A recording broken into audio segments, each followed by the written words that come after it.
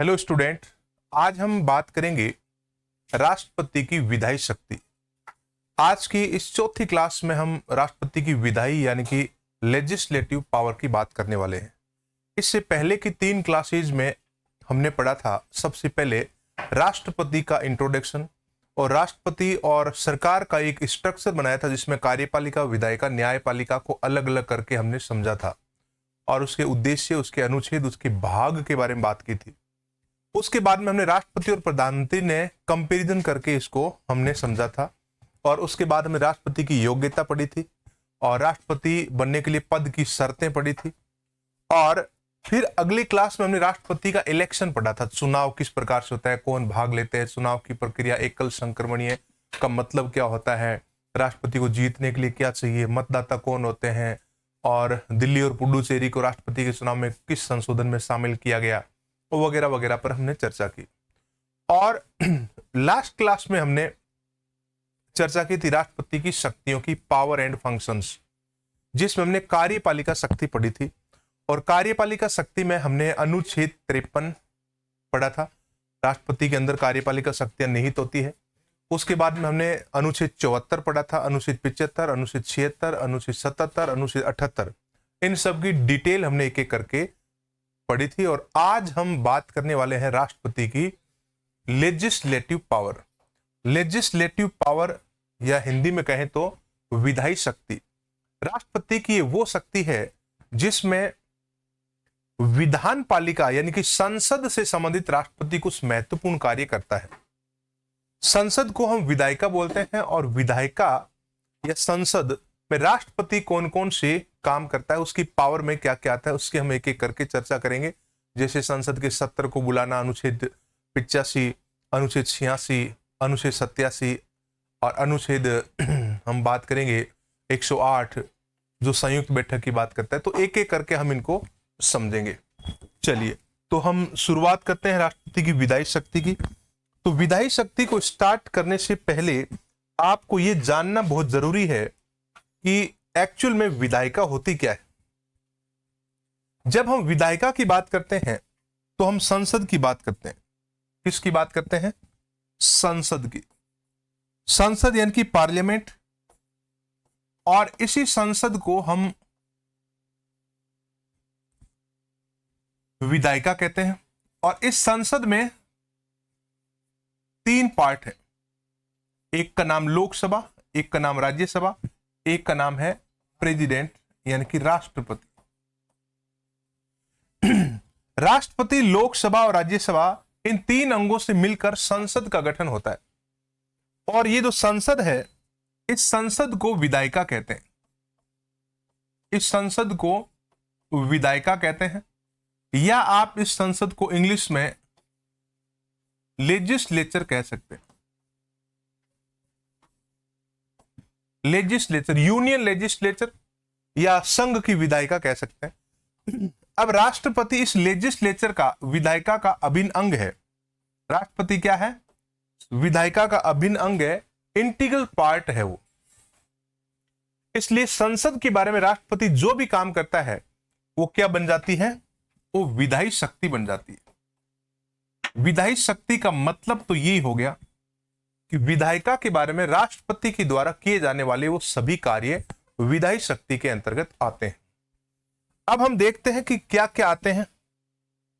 तो यहां पर ये है संसद, पार्लियामेंट, और आर्टिकल 79 कह रहा है, अनुच्छेद 79 कह रहा है कि संसद का गठन 3 अंगों से मिलकर होगा। संसद का गठन कितने अंगों से मिलकर होगा? 3 अंग। 3 अंग, राष्ट्रपति, लोकसभा और राज्यसभा। और राष्ट्रपति संसद का अभिन्न अंग होता है, इसलिए संसद से संबंधित कार्य विधायी शक्ति कहलाते हैं और राष्ट्रपति उसके बारे में महत्वपूर्ण कार्य करता है। चलिए, तो अब हम बात करेंगे यहां पर एक तो सेशन की और एक प्रोरोगेशन की और एक डिजोल्यूशन की। सेशन, प्रोरोगेशन एंड डिजोल्यूशन यानी कि सत्र, सत्रावसान और भंग। सेशन को सत्र कहते हैं, प्रोरोगेशन को कहते हैं सत्रावसान,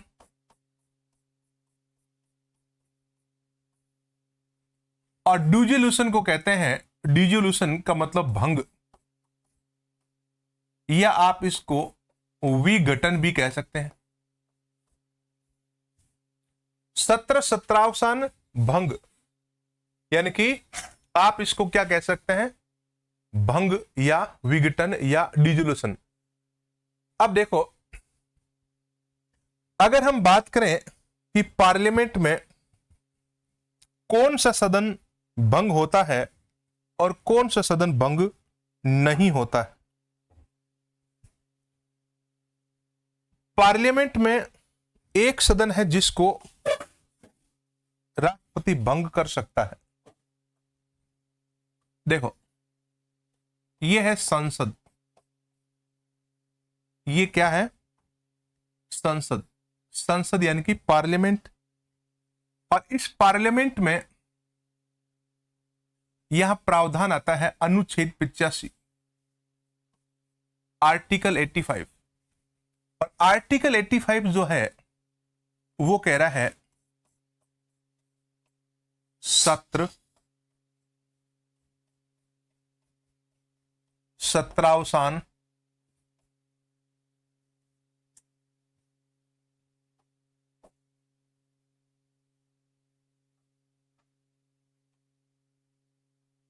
सत्र, सत्रावसान तथा भंग। ये बात कौन कह रहा है, अनुच्छेद 85। अब सत्र क्या होता है, सत्रावसान क्या होता है और भंग क्या होता है, इसकी हम बात कर लेते हैं। अनुच्छेद 85 विधायी शक्ति का बहुत ही महत्वपूर्ण अनुच्छेद है संसद के बारे में, जो राष्ट्रपति को यह पावर दे रहा है। क्या पावर दे रहा है, सत्र, सत्रावसान और भंग। संसद के सत्र को बुलाना, आहूत करना और समय पूरा होने पर उसको समाप्त करना। समाप्त करना सत्रावसान कहलाता है, आहूत करना, लोगों को बुलाना, सांसदों को बुलाना, सत्र कहलाता है, और समाप्त कर देना किसी सदन के कार्यकाल को भंग कहलाता है। अब यह चीज तो आपको पता है कि संसद का गठन आर्टिकल 79 के अकॉर्डिंग 3 अंगों से मिलकर होता है। एक का नाम है लोकसभा और एक का नाम है राज्यसभा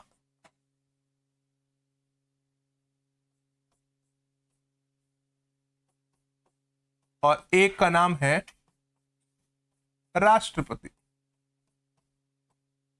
तो संसद का गठन 3 अंगों से मिलकर होता है, लोकसभा, राज्यसभा और राष्ट्रपति। अब आपसे मैं एक सवाल पूछूं कि राष्ट्रपति संसद के कौन से सदन का सदस्य होता है,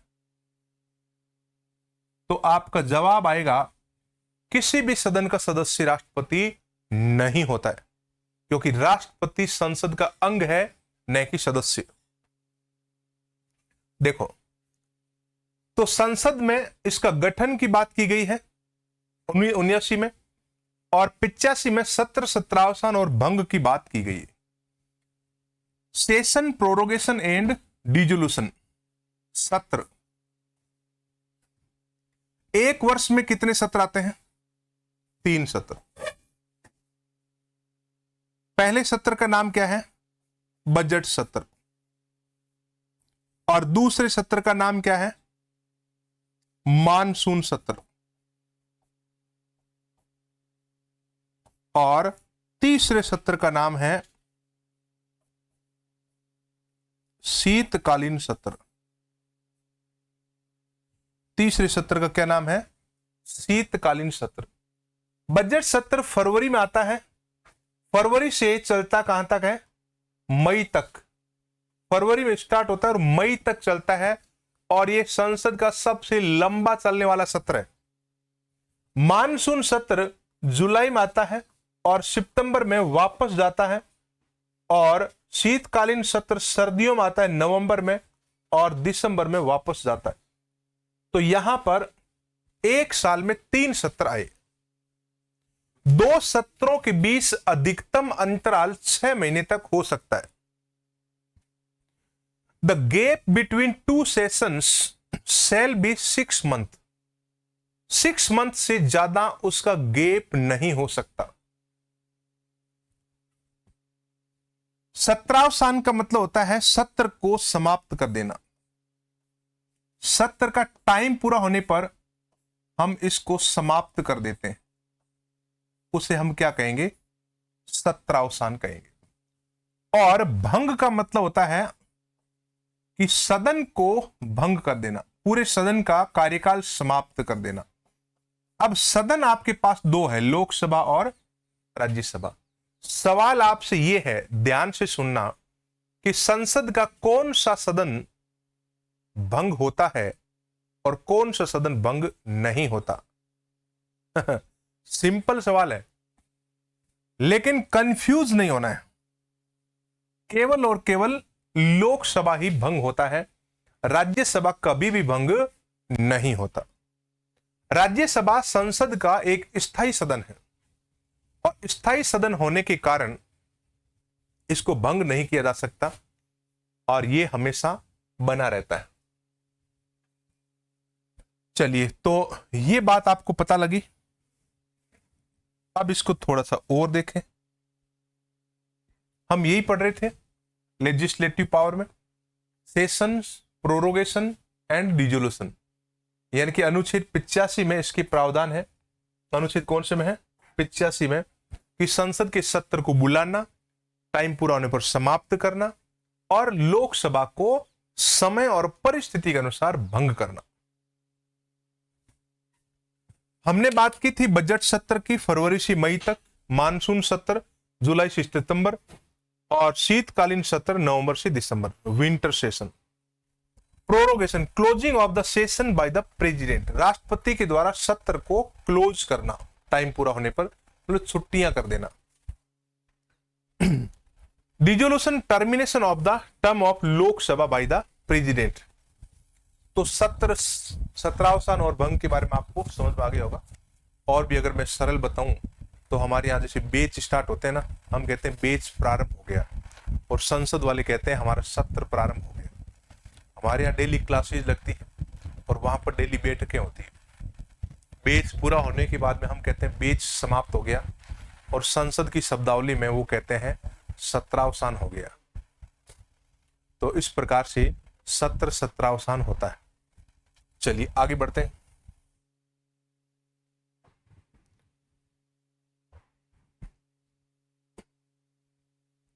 ये कह रहा है कि minimum 2 sessions in a year mandatory. एक साल में 2 सत्र तो बुलाना मैंडेटरी यानी कि अनिवार्य है। Maximum gap between 2 sessions can up to 6 month. अधिकतम अंतराल 2 सत्रों के बीच में अधिकतम अंतराल कितना हो सकता है? 6 महीना हो सकता है। Dissolution of Lok Sabha only, dissolution किसका होगा? केवल और केवल लोकसभा का। राज्यसभा स्थायी सदन है, उसका कभी भंग नहीं कर सकते। अनुच्छेद 85, till now Lok Sabha has been dissolve before time 8 time. अब तक लोकसभा समय से पहले 8 बार भंग हो चुकी है। कितनी बार? 8 बार। और भंग हमेशा राष्ट्रपति करता है। The Rajya Sabha is never dissolve, Rajya Sabha is never dissolve, Rajya Sabha कभी भंग नहीं होती है, क्योंकि राज्यसभा एक क्या है? स्थायी सदन है, परमानेंट। अब हम बात करते हैं अनुच्छेद 86 की, आर्टिकल 86 की। मैं आपसे कहूं कि घर में अगर आप कुछ गड़बड़ करने लगो, रात को लेट आए हैं, पार्टी करे वीकेंड, और दोस्तों के साथ घूमे फिरे, मस्तियां करे, तफरियां करे, तो आपको कोई चेतावनी देगा घर में। जैसे सबसे बड़े दादाजी जो है आप तक मैसेज पहुंचाएगा कि बेटे आजकल तुम्हारा जो चाल ढाल है ना, वो थोड़ा ठीक नहीं लग रहा है। अच्छा, कैसे? तो अब तुम पता लगाओ कैसे। मतलब इस प्रकार की व्यवस्था घर में होती है। घर की व्यवस्था को मैनेज करने के लिए जरूरी है कि घर का जो मुखिया है वो उसको थोड़ा चेतावनी दे, उसको मैसेज दे। अगर इस प्रकार से कोई गलती करता है तो बाकी इस उम्र में गलतियां हो जाती है। ठीक इसी प्रकार से इंडियन कॉन्स्टिट्यूशन में आर्टिकल 86 डाला हुआ है कि अगर हमारे सांसद कुछ अनडिसिप्लिन करे, हमारे सांसद लेट आए, हंगामा करे, बिल को फाड़ दे और सदन को चलने में बाधित करे और आए नहीं, अनुपस्थित रहे, इस प्रकार की कंडीशन में संविधान राष्ट्रपति को यह पावर देता है, right of the president to address and send message to parliament, कि राष्ट्रपति जाकर बता सकता है पार्लियामेंट के अंदर या लिख कर एक मैसेज दे सकता है उन सभी सदस्यों को जिनकी चाल ढाल राष्ट्रपति को ठीक नहीं लग रही है। किस आर्टिकल में है? आर्टिकल 86 में। 85 में तो सत्रावसान और भंग है और 86 में राष्ट्रपति द्वारा संसद को मैसेज भेजने की बात की गई है। मैसेज भेज सकता है राष्ट्रपति और राष्ट्रपति चाहे तो जाकर भाषण दे सकता है। ये लिखा है ना कि वो एड्रेस दे सकता है, भाषण दे सकता है, या वो अपना मैसेज सेंड कर सकता है। अब हम एक महत्वपूर्ण अनुच्छेद की बात करने वाले हैं। महत्वपूर्ण मतलब कैसे? महत्वपूर्ण मतलब ऐसे जो एग्जाम में बार बार पूछा जाता है। आर्टिकल कौन सा है? 87 86 के जस्ट बाद में आता है। देखो यहां पर मैं कहूं कि हमारे घर में भी इस प्रकार की व्यवस्था है जैसी हमारे यहां पर संविधान में व्यवस्था की हुई है। हमारे घर में दादाजी कभी कभी सबको एक साथ बिठाकर एक बड़ी मीटिंग लेते हैं और उनको बताते हैं कि हमने इस एक साल में क्या क्या काम किया। कभी कभी हमारे यहां पर ऐसा भी होता है कि कोई उत्सव वगैरह होते हैं तो कुछ नए लोग आते हैं तो उनको सबके साथ बिठाकर दादाजी इंट्रोड्यूस करवाते हैं और बताते हैं कि ये लोग कौन है, इनकी जिम्मेदारी क्या है, ये लोग क्या करने आए हैं। और बाकी कभी कभी दादाजी अपने घर के सदस्यों को बताते हैं कि हमने क्या क्या काम किए हैं और कौन कौन से काम करेंगे, कहां कमियां रही है, हमें और बेटर करने की आवश्यकता है। देखो फलाने के यहाँ पर इतना अच्छा, परसों ही बच्चा जॉब लग गया है, उनका व्यापार बहुत अच्छा चल रहा है, उनके यहाँ पर काम धंधा अच्छा चल रहा है, हमें उनसे भी बेटर करना है। ये घर में इस प्रकार की व्यवस्था बनी हुई है। सेम टू सेम ऐसी व्यवस्था हमारी पार्लियामेंट में, क्योंकि ये देश हमारा घर ही तो है, ये हमारा परिवार ही तो है, ये हमारा समाज बहुत बड़ा है। तो यहां भी ऐसी ही व्यवस्था है जैसे हमारे घर में होती है। देखो कैसे आर्टिकल 87 कहता है कि देश के राष्ट्रपति संसद को संबोधित करेंगे, अनिवार्य भाषण देंगे। यह भाषण 2 परिस्थितियों में राष्ट्रपति के द्वारा दिया जाएगा। पहली परिस्थिति है कि जब संसद का पहला सत्र, साल का पहला सत्र स्टार्ट हो, और दूसरी परिस्थिति है कि जब देश में लोकसभा के आम चुनाव संपन्न होकर लोकसभा की पहली बैठक हुई हो। इन 2 परिस्थितियों में राष्ट्रपति का भाषण, राष्ट्रपति का एड्रेस, विशेष भाषण होता है। राष्ट्रपति संबोधन करता है अपने भाषण से। देखो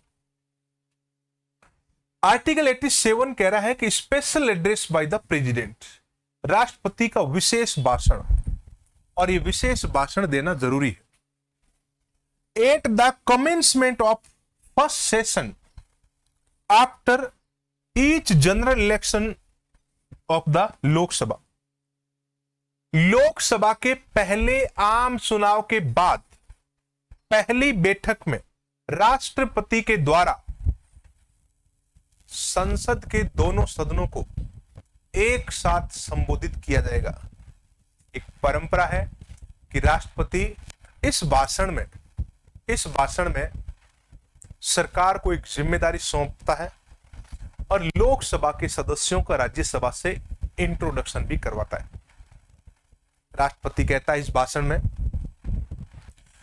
कि मेरी सरकार बन चुकी है और इस सरकार का इस देश में बड़ा उत्तरदायित्व है। इस सरकार के समक्ष बड़ी चुनौतियां हैं। महिला सशक्तिकरण, पेपर लीक, भ्रष्टाचार और बेरोजगारी, अनाप शनाप इस प्रकार की समस्याएं हैं और चुनौतियों का सामना सरकार को करना है। और मैं उम्मीद ही नहीं, पूरा विश्वास करता हूं कि मेरी सरकार उन चुनौतियों से लड़ेगी और जीतेगी और देश को एक नई ऊंचाइयों तक लेकर जाएगी। तो इस प्रकार का राष्ट्रपति का एक भाषण होता है जिसको हम स्पेशल एड्रेस बोलते हैं।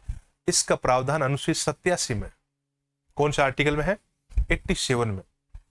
86 में राष्ट्रपति का भाषण और मैसेज था, ऑप्शनल था भाषण, तो मैसेज था। 87 में राष्ट्रपति का कंपल्सरी भाषण है, जरूरी है देना।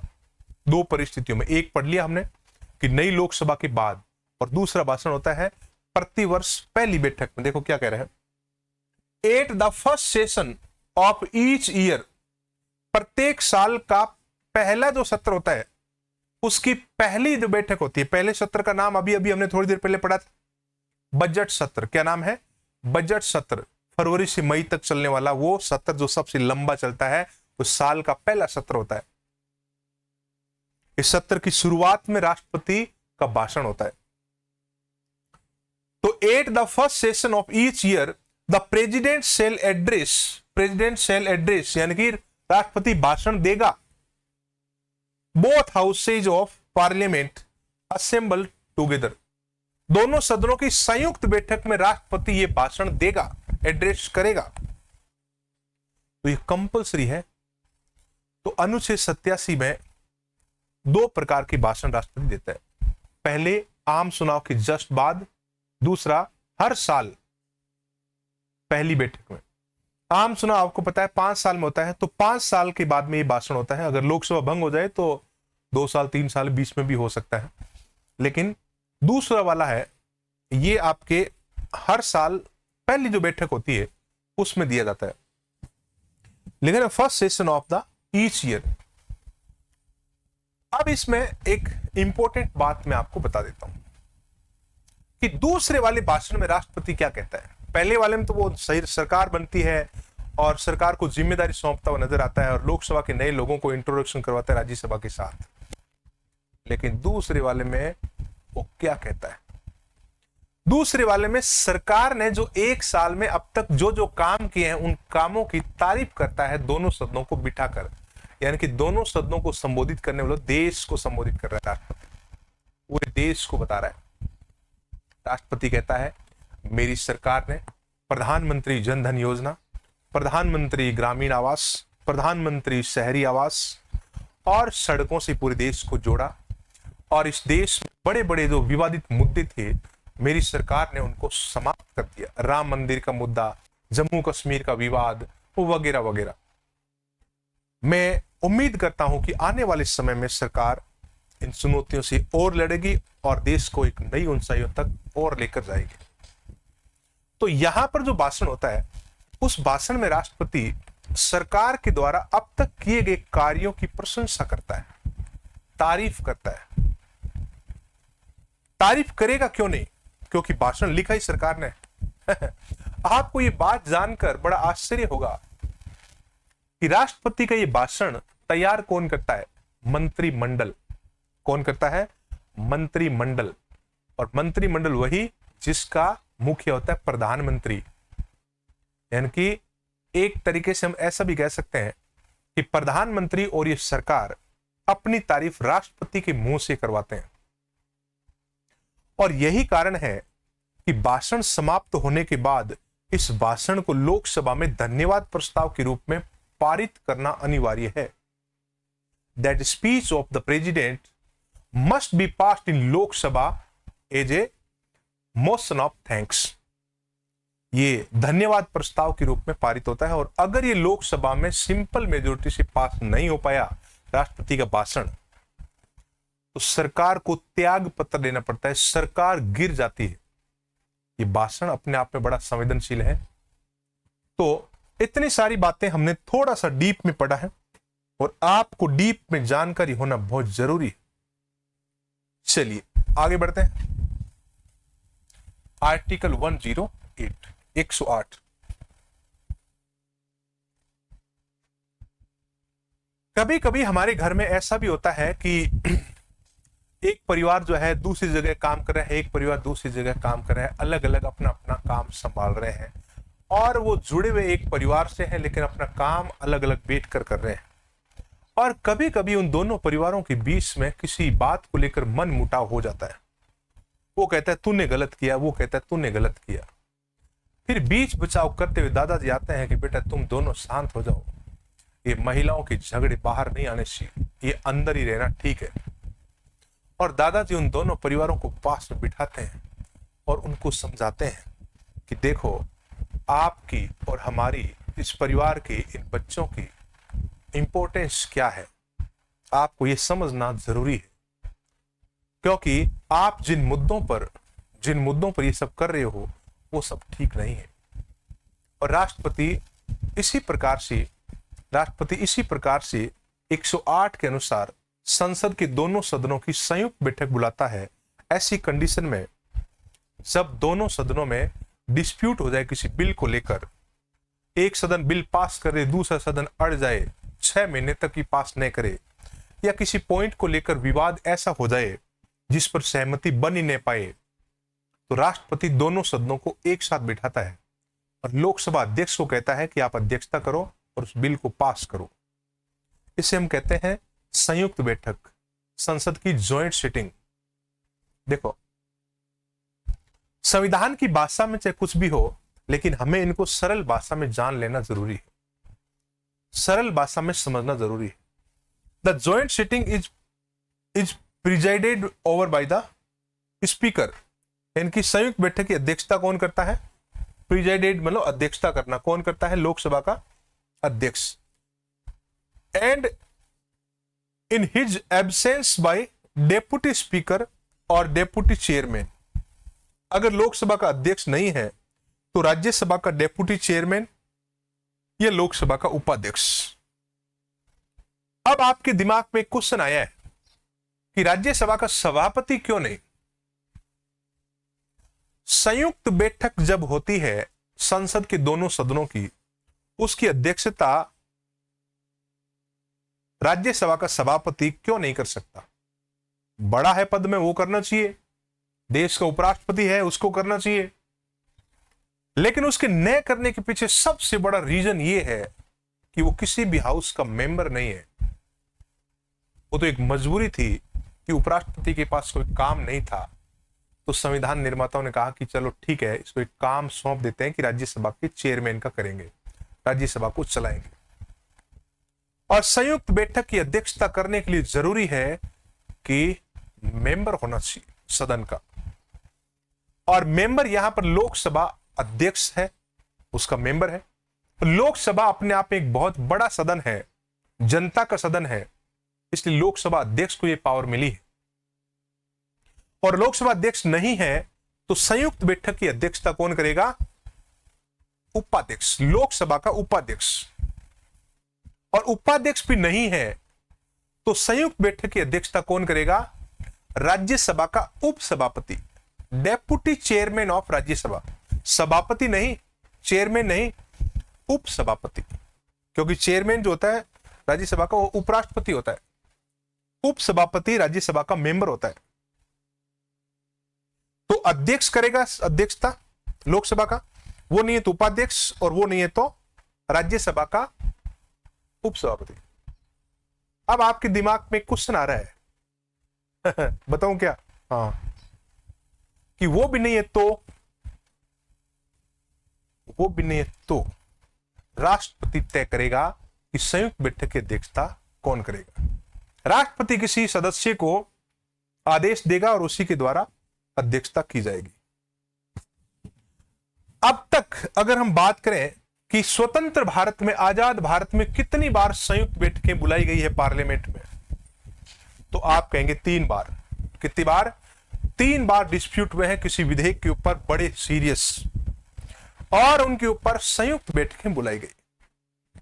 कब बुलाई गई? पहली संयुक्त बैठक, आजाद भारत की पहली संयुक्त बैठक, डाउरी प्रोहिबिशन बिल 1959, नेहरू सरकार के टाइम। दहेज निषेध अधिनियम, दहेज निषेध विधेयक पास करने के लिए बुलाई गई थी। दूसरी बैठक banking service commission bill 1978, Morarji Desai के सरकार के समय। बैंकिंग सेवा विधेयक था ये, और इसके ऊपर विवाद उत्पन्न हुआ था, और मोरारजी देसाई उस समय प्रधानमंत्री थे, और उनके टाइम में संसद के दोनों सदनों को एक साथ बिठाकर इस बिल को पास किया गया। Prevention of terrorism bill, POTA, prevention of terrorism bill, POTA, 2002, POTA. और ये पोटा अटल बिहारी वाजपेयी के टाइम किया गया, लाया गया। तो ये जो आतंकवाद निरोध अधिनियम है, आतंकवाद को रोकने वाला जो बिल है पोटा, ये 2002 में आया था, और इस बिल के ऊपर यहां पर संयुक्त बैठक बुलाई गई। So far joint sitting has been called thrice, 3 time अब तक ज्वाइंट सिटिंग बुलाई जा चुकी है। सिंपल है। अब मैं आपसे पूछूं कि ज्वाइंट सिटिंग जब बुलाई जाती है, जब ज्वाइंट सिटिंग में बिल आता है, तो कितने बहुमत से पास होता है? कुल सदस्यों का बहुमत से, उपस्थित और मतदान करने वाले सदस्यों का विशेष बहुमत से, उपस्थित और मतदान करने वाले सदस्यों की साधारण बहुमत से, या जैसा राष्ट्रपति चाहे वैसा? क्वेश्चन सिंपल है कि संयुक्त बैठक में संसद के अंदर जो पास होने वाला बिल है, उस पर कितने लोगों की सहमति चाहिए? तो ये बिल साधारण बहुमत से पास होगा, और साधारण बहुमत कौन से? उपस्थित और मतदान करने वालों के। और संयुक्त बैठक के दौरान कौन सा सदन भारी पड़ता है? वो है लोकसभा। क्यों?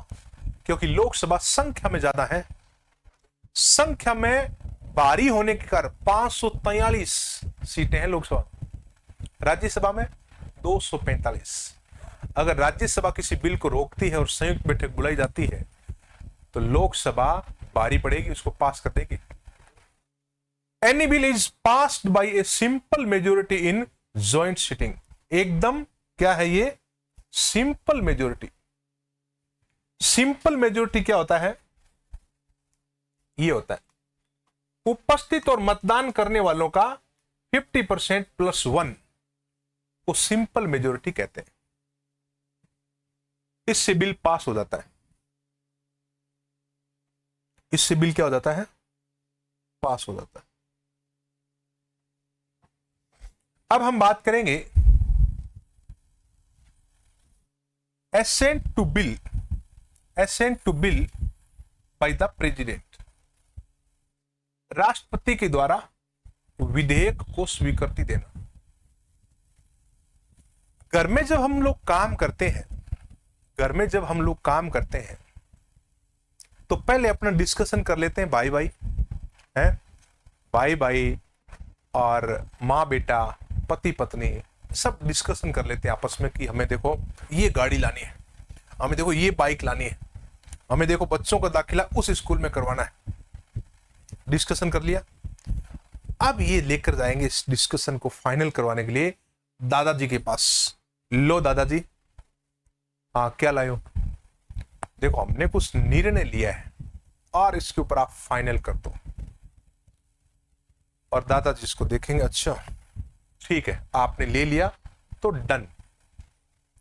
ठीक इसी प्रकार से हमारे देश के संविधान के अनुच्छेद 111 में कहा गया है कि संसद के द्वारा पारित किए जाने वाले विभिन्न प्रकार के विधेयकों पर राष्ट्रपति की स्वीकृति लेना जरूरी है। जब बिल आता है संसद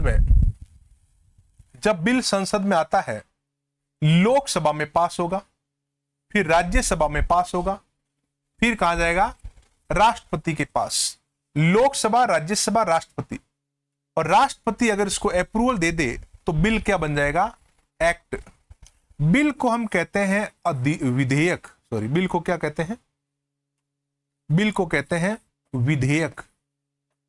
विधायक नहीं बेटा, विधेयक। और एक्ट को क्या कहते हैं? एक्ट को कहते हैं अधिनियम। अधिनियम को हम कानून भी कह सकते हैं, पक्का कानून। देखो, संसद में जब किसी प्रकार का बिल रखा जाता है, संसद में जब किसी प्रकार का बिल रखा जाता है तो दोनों सदन पास करते हैं और राष्ट्रपति उसको अप्रूवल देता है। और ये बिल सरकारी और गैर सरकारी हो सकते हैं। सरकारी विधेयक मंत्रियों के द्वारा लाया जाता है और गैर सरकारी विधेयक संसद का कोई भी मेंबर ला सकता है जो मंत्री नहीं है। जब राष्ट्रपति इसको स्वीकृति देता है तब वो पक्का कानून बन जाता है, जिसको हम अधिनियम कहते हैं। और इसी अधिनियम को आप कानून कह सकते हो, इसी अधिनियम को आप विधि कह सकते हो, और इसी अधिनियम को आप लॉ कह सकते हो,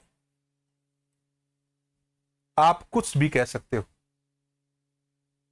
अब देखो, अगर राष्ट्रपति इस पर स्वीकृति न दे तो, अगर राष्ट्रपति स्वीकृति न दे और रोक ले, वापस भेज दे, जेब में डाल ले, तो इसे हम कहते हैं राष्ट्रपति की वीटो पावर।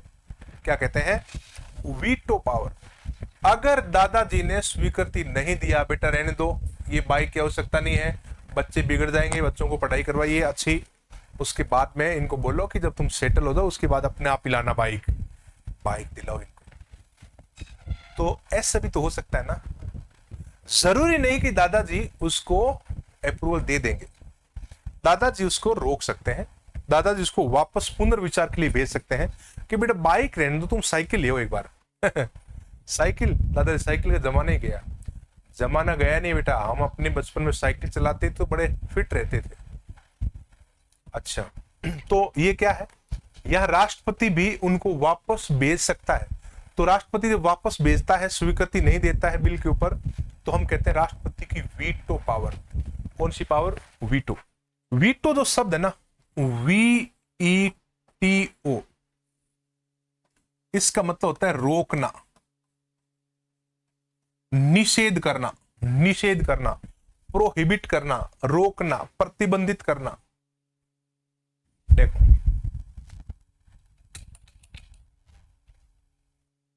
राष्ट्रपति के पास 3 प्रकार की वीटो शक्ति है। पहला वीटो कौन सा है? सस्पेंसिव वीटो, हिंदी में कहें तो निलंबन वीटो। निलंबन, निलंबन वीटो या सस्पेंसिव वीटो। राष्ट्रपति एक बार विधेयक को पुनर्विचार के लिए वापस लौटाता है तो वो उसे निलंबित करता है। पुनर्विचार के बाद परिवर्तन या बिना परिवर्तन के विधेयक वापस राष्ट्रपति के पास आ जाए तो राष्ट्रपति स्वीकृति देने के लिए बाध्य होगा। इसका मतलब क्या हुआ कि राष्ट्रपति किसी विधेयक पर पुनर्विचार एक बार ही करवा सकता है, केवल और केवल कितनी बार? एक बार। लेकिन वो भी विधेयक कौन सा होना चाहिए? सरकारी वाला, गैर सरकारी नहीं। Returning the bill to the president for reconsideration, reconsideration यानी कि पुनर्विचार के लिए वापस लौटा सकता है। कंडीशन क्या होती है? If the parliament passes it again the president will have to sign it. Have to sign it मतलब साइन करना पड़ेगा। अगर वापस पार्लियामेंट पास करवाकर वापस ले आए तो यहां पर स्वीकृति देना जरूरी है, कंपलसरी है, और यह नहीं दिया तो संविधान का उल्लंघन है। तो इसका मतलब है कि राष्ट्रपति निलंबन वीटो का इस्तेमाल केवल एक ही बार कर सकता है। अच्छा, यह भी 42वें संविधान संशोधन में इंदिरा गांधी सरकार ने निलंबन वीटो राष्ट्रपति की समाप्त कर दी थी। कौन से संशोधन में? 42वें। वापस जब मोरारजी देसाई सरकार के टाइम 44वां संशोधन हुआ, 44वां, उस समय राष्ट्रपति को निलंबन वीटो वापस सौंपी गई कि नहीं, मंत्री परिषद कई बार जल्दबाजी में भी तो काम कर सकती है, जल्दबाजी में कुछ गलतियां न हो, इसलिए राष्ट्रपति के पास यह पावर होना चाहिए। दूसरी पॉकेट वीटो। दूसरी कौन सी है?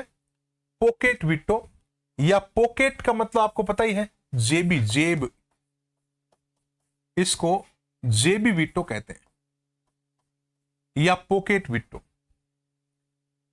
देखो, जेब के अंदर डाल लिया तो जेबी वीटो। राष्ट्रपति ने किसी विधेयक को स्वीकृति न देकर अपनी पॉकेट में डाल लिया, इसका मतलब अनिश्चित समय तक रोक लगा दी। देखो, अनुच्छेद 111 कहता है कि संसद द्वारा पारित विधेयक पर राष्ट्रपति स्वीकृति देगा, लेकिन कितने समय में देगा, इस पर संसद मौन है, इस पर संविधान मौन है। तो राष्ट्रपति अनिश्चित काल के लिए उसको रोक देता है, तो विधेयक स्वतः ही रिजेक्ट हो जाता है, और ऐसी कंडीशन में उसको हम कहते हैं कि वो राष्ट्रपति ने पॉकेट में डाल लिया था और शर्ट धो दिया घर जाकर, तो वो बिल धुल गया। पॉकेट वीटो ये नाम एक्चुअल में मीडिया के द्वारा रखे गए हैं, और संविधान में इस प्रकार के नामों का उल्लेख कहीं है नहीं। बाकी कुछ कंडीशन में राष्ट्रपति अनिश्चित काल के लिए रोक लगाता है। Neither signing no rejecting holding the bill indefinitely, ना तो स्वीकृति देता है और ना ही मना करता है, और अनिश्चित समय के लिए रोक लेता है, उसे हम कहते हैं जेबी veto. Example by Giani Zail Singh on postal bill 1986। 1986 में राजीव गांधी सरकार के समय ज्ञानी जेल सिंह राष्ट्रपति हुआ करते थे, और उन्होंने इस विधेयक पर जेबी वीटो शक्ति का इस्तेमाल करके और रोक लगा दी थी, और बिल रिजेक्ट हो गया। बाद में जब पूछा गया ज्ञानी जेल सिंह से मीडिया के द्वारा कि वो उस दिन आपने ऐसा क्यों किया था, डाक विधेयक को क्यों रोका गया, साइन क्यों नहीं किया, तो ज्ञानी जेल सिंह ने, लोगों ने यह सोचा कि ज्ञानी जेल सिंह सिख थे और गांधी परिवार से बनती नहीं थी, क्योंकि इंदिरा गांधी के टाइम सिख दंगे करवाए गए थे, उसमें ज्ञानी जेल सिंह राष्ट्रपति हुआ करते थे, तो गांधी परिवार से थोड़ा सा मन मुटाव था उनका। बाद में सिख बॉडीगार्ड्स ने इंदिरा गांधी की हत्या की थी, तो इस बात को लेकर लोगों के दिमाग में थोड़ा ये कंफ्यूज था। तो लास्ट में जब ज्ञानी जेल सिंह से पूछा गया कि आपने ये क्यों किया था, तो ज्ञानी जेल सिंह ने बड़ी सफाई से अपनी बात रखी। बोला कि उस बिल में एक पॉइंट लिखा हुआ था, वो पॉइंट मेरे हजम नहीं हुआ। क्या लिखा हुआ था? उसमें लिखा था कि हमारे डाकघर के जो कर्मचारी है वो किसी भी व्यक्ति के लेटर को खोलकर पढ़ सकते हैं। अगर आपका कोई लेटर, आपका कोई निजी प्राइवेट लेटर दूसरा व्यक्ति पढ़े तो आपको कैसा लगेगा? नहीं, बहुत बुरा लगेगा। बस इसीलिए मैंने आपका राइट टू प्राइवेसी के राइट को बचाने के लिए उस बिल को रिजेक्ट किया था। तो ये बहुत बड़ा काम कर दिया उन्होंने, नहीं तो हमारे डाकघर के कर्मचारी आप सबके लेटर को खोल खोल कर पढ़ते, और डाकघर में जो कर्मचारी होते हैं ना उस गांव के ही होते हैं, और फिर ब्लैकमेल भी करते हैं। हाँ बेटा, तू लेटर भेजा ना, ये मेरे पास है, तेरे घर वालों को बताऊंगा। अच्छा, तेरे पास कैसे है? मैं डाकघर में काम करता हूँ, फोटोकॉपी है ये, 5,000 रुपये दे दे, नहीं तो बता दूंगा सबको। ये इसे कहते हैं ब्लैकमेलिंग।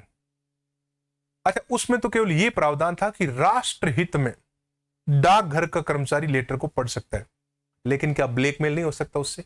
हो सकता है ना।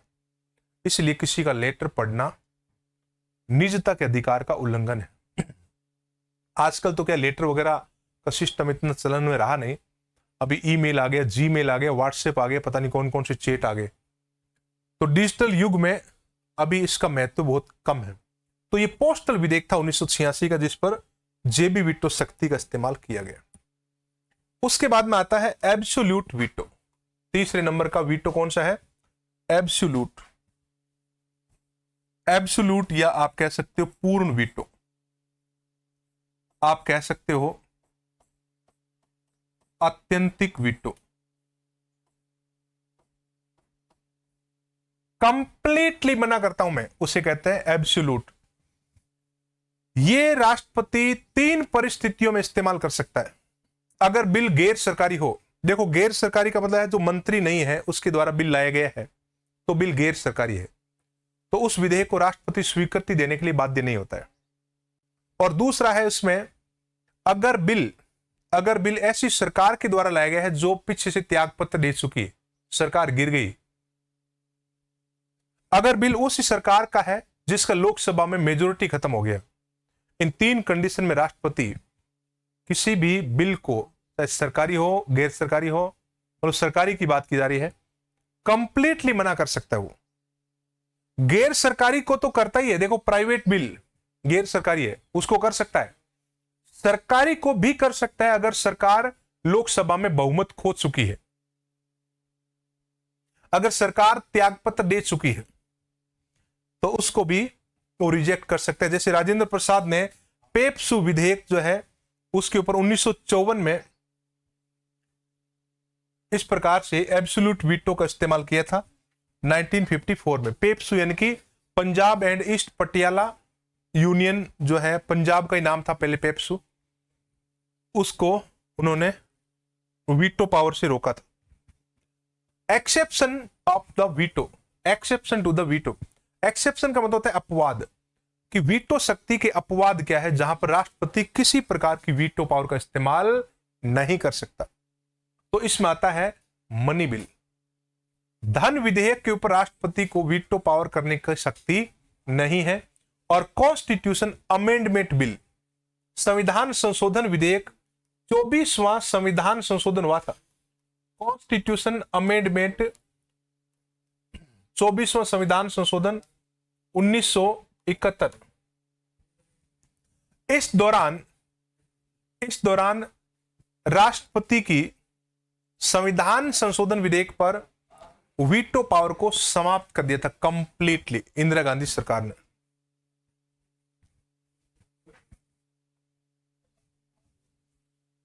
उसके बाद में हम बात करते हैं आर्टिकल 103 अनुच्छेद 103।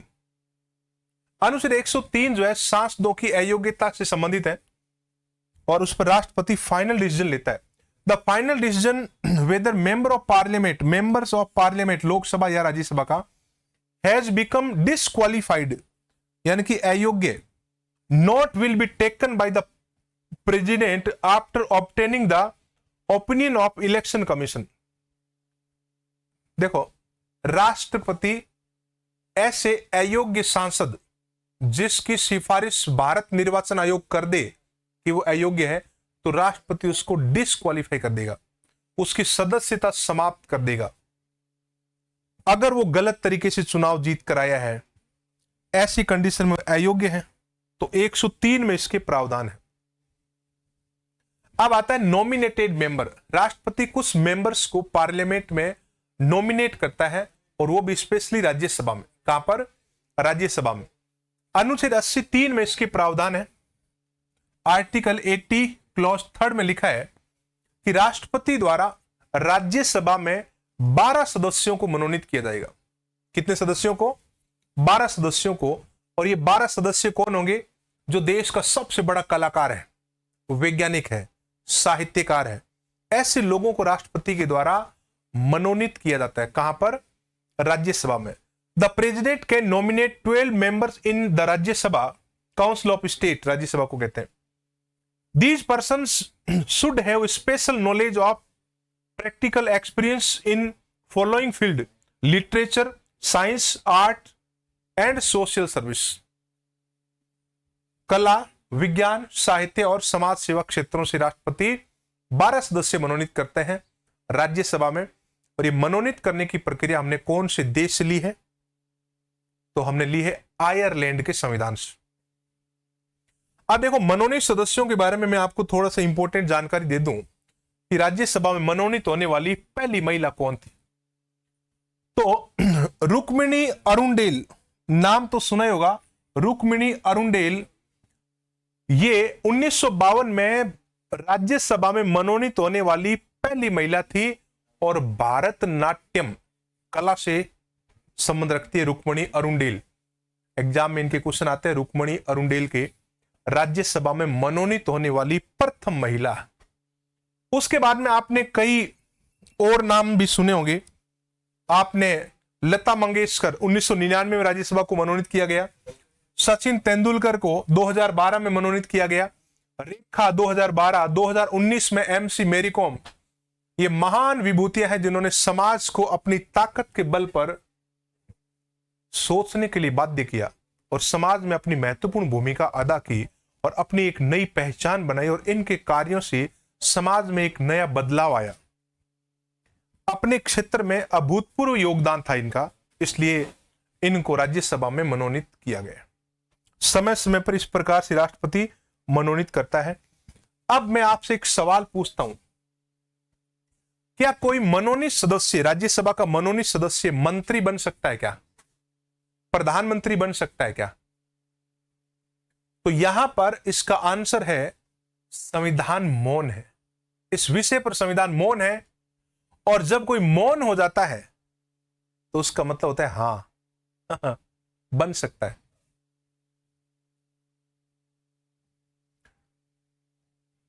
उसके बाद में आता है power of promulgate of ordinance, यानी कि ऑर्डिनेंस पावर, राष्ट्रपति की अध्यादेश शक्ति।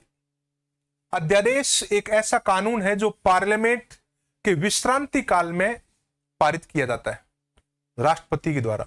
जब संसद के सत्र नए चले और कानून की आवश्यकता पड़ जाए, उस समय राष्ट्रपति अध्यादेश जारी करता है।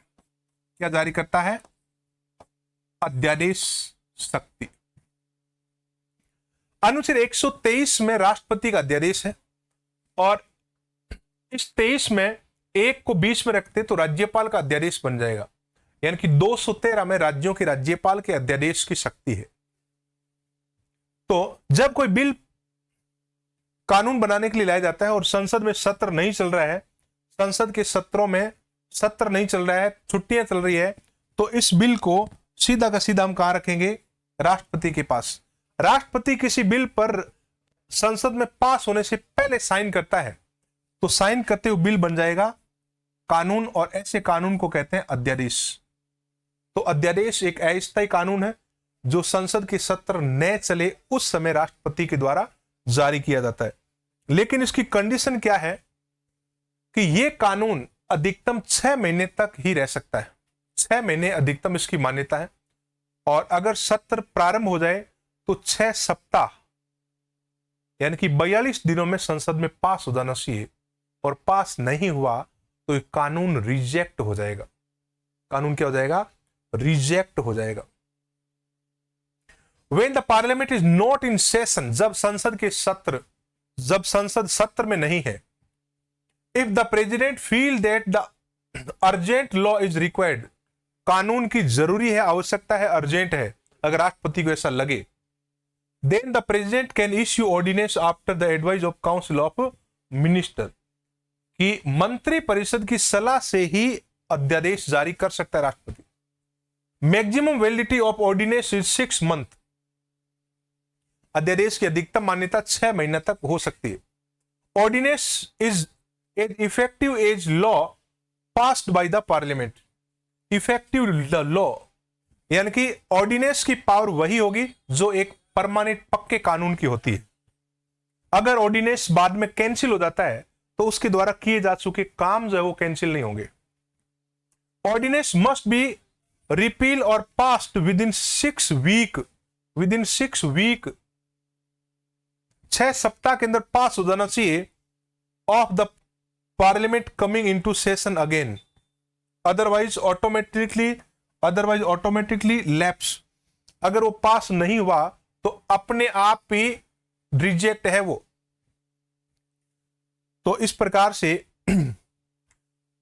पावर ऑफ ऑर्डिनेंस में सबसे ज्यादा ऑर्डिनेंस लाने वाली सरकार इंदिरा गांधी की थी, जिसने सबसे ज्यादा अध्यादेश रखवाए। Ordinance were used the most during the tenure of prime minister Indira Gandhi, about 120 से ज्यादा अध्यादेश का रिकॉर्ड बनाने वाली सरकार कौन सी थी? इंदिरा गांधी की। देखो, अध्यादेश बार बार किसी मुद्दे पर अध्यादेश लाना और राजनीतिक स्वार्थ को सिद्ध करने के लिए लाना, यह लोकतंत्र के खिलाफ है। अध्यादेश जनहित में होना चाहिए, और अर्जेंट हो गया, जनता का नुकसान हो रहा है, उस समय लाना चाहिए। लेकिन इन सरकारों ने अध्यादेश का गलत इस्तेमाल किया है, गलत फायदा उठाया है।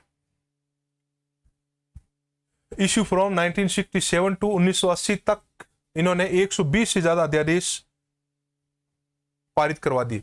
उसके बाद में अगली क्लास में हम बात करेंगे राष्ट्रपति की वित्तीय शक्ति, फाइनेंशियल पावर। तो आज हमने राष्ट्रपति की शक्ति पढ़ी है, कौन सी? आज हमने पढ़ी राष्ट्रपति की विधायी शक्ति, लेजिस्लेटिव पावर। और लेजिस्लेटिव पावर में हमने अनुच्छेद 85 पढ़ा, सत्र, सत्रावसान और भंग। अनुच्छेद 86 पढ़ा, राष्ट्रपति द्वारा संसद को संदेश भेजना या भाषण देना। अनुच्छेद 87 पढ़ा, राष्ट्रपति का विशेष भाषण। और हमने अनुच्छेद 103 पढ़ा, सांसदों की अयोग्यता का निर्णय। हमने अनुच्छेद 108 पढ़ा, संसद की संयुक्त बैठक। हमने अनुच्छेद 111 पढ़ा, राष्ट्रपति द्वारा संसद के द्वारा पारित विधेयकों पर स्वीकृति देना और उसकी वीटो पावर पढ़ी हमने। और उसके बाद में हमने अनुच्छेद 123 पढ़ा, राष्ट्रपति का अध्यादेश। तो आज की क्लास में इतना ही। बाकी अगली क्लास में हम बात करेंगे राष्ट्रपति की वित्तीय शक्ति। जय हिंद, जय भारत।